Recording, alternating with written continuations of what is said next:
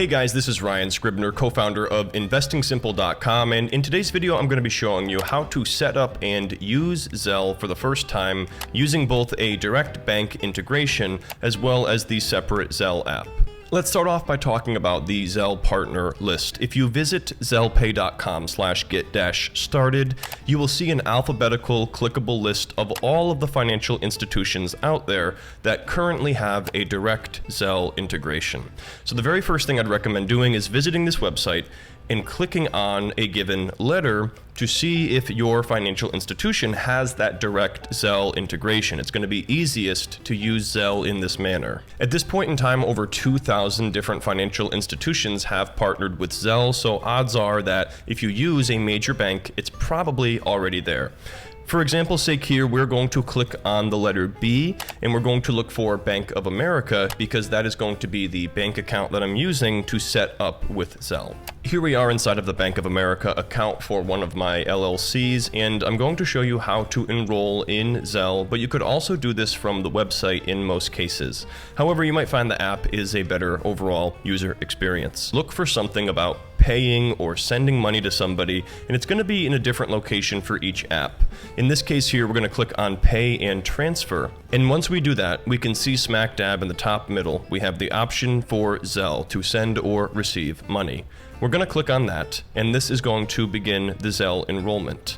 At this point, we're going to click to set up Zelle, and this is how you get started. You're going to enroll with either a mobile phone number or an email address. In this case, we're going to click on the blue button, and I'm going to opt for using my email address instead of a phone number since I already have a personal Zelle account. So what I've done here is had it sign up using my email address, and then I also chose the account that I want to be sending and receiving money to and from. At that point, you're going to click on this button here if you agree to the terms and conditions, and then you're going to formally click on I agree. Now at this point, there is going to be a two-factor code that is sent over to my email, so I'm going to go ahead and validate that now. And just like that, Zelle enrollment is complete. It's literally that easy. So it says here, success. So at this point, I'm set up for Zelle using my Bank of America account. But what we're going to do now is jump into my personal bank account. That way I can show you how to actually send and receive money using Zelle. Obviously, the first step is you have to enroll using your email address or phone number and make sure that your bank has that direct Zelle integration. If they don't, I'll show you how to link your debit card in a little bit.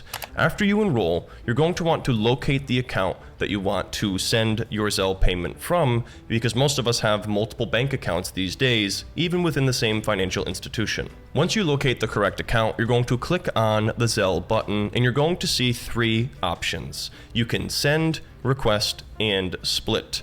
In addition to that, you can also click on Activity to see your past transactions with Zelle.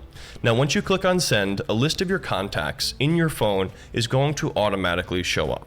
But if you're looking to send money to somebody who isn't in your contacts, or perhaps they signed up using their email, you can also type that in directly into the search bar. Now, once you type in the email or phone number for the person you're looking to pay or request money from, whatever it may be, at that point in time, you're going to type in the amount of money that you're looking to send, and you're also going to confirm which account you want this money to come out of. Or if this is a request, you're actually confirming which account you want the money to go into once that person fills that request. On the next screen, you're going to confirm your details, and you'll also have the option here to add a memo if you want to fill out any details related to the transaction. Now, this is very important because on this screen, this is the very last step until the money actually leaves your account. And in the case of Zelle, it is irreversible. There's no customer service you can call. Once you make that payment, the money is gone. So you want to be aware of who you're sending money to, double checking all of your information, and you should also be aware of Zelle scams and frauds that exist out there. And if you do have any concerns about the legitimacy of something going on, I would always suggest calling your bank and explaining what's going on. Maybe you got a suspicious text saying that you had to Zelle somebody money to unlock your bank account. If anything sounds weird, it's probably a scam, and you should definitely get on the phone with somebody before moving forward with whatever steps you're being told. Now, once you do click send, the screen turns green to confirm that the transaction went through, and you're also going to be given a confirmation number. As mentioned, the money is usually in the recipient's account immediately, but in some cases, if they're not enrolled in Zelle already, for example, they will receive a link to enroll via text or email, depending on how you sent it to them. And then, as soon as they enroll in Zelle, using the same steps I just showed you at the beginning, those funds will be available in the receiving bank account. So that explains what you do here if Zelle is directly integrated with your financial institution. But what if you're one of the thousands of apps or banks out there that don't yet have a Zelle integration? Well, the good news is there's a workaround here using the separate Zelle app and linking a Visa or MasterCard debit card. So let's dive into that now. The very first step here is going to be visiting the App Store, and we're going to search for Zelle, and we're going to install the separate Zelle app. Now, upon opening the app, we have the option here to get started, or if you have an account, you can go ahead and sign in. We're going to click on the purple Get Started button, and from here, we're going to decide if we want to allow certain permissions, and then you're going to enter your mobile phone number.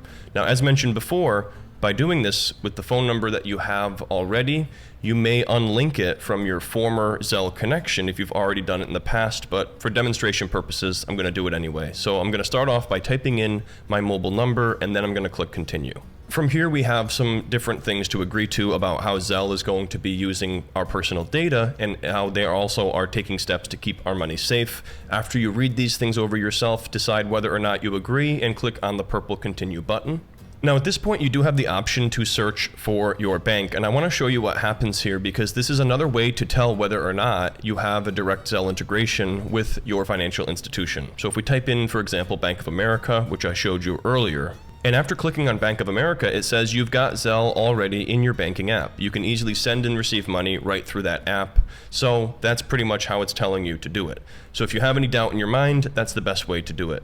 But this right here is a fintech company that I'm actually an angel investor in called Yada, and they don't have a Zelle integration. So I'm going to type in Yada and show you what happens when you don't have a direct integration. I typed in Yada and it says, sorry, we can't find the bank you're searching for. I'm going to click on the purple button here that says don't see your bank. At this point, you're going to supply them with your email address. Then we're going to click on the purple continue button, and just like before, we're going to validate the code that was sent to our email. Once you type in your code, you're going to click on that purple enter button, and now you have the option to link your debit card using Zelle. But before we do that, I want to go ahead and tell you two important details here. First of all, if you have an American Express card, even if it's a personal or business one, they are ineligible for Zelle enrollment. It either has to be a Visa debit card or a MasterCard debit card. Another important detail to be aware of is that all business debit cards are unfortunately ineligible for Zelle enrollment at this time.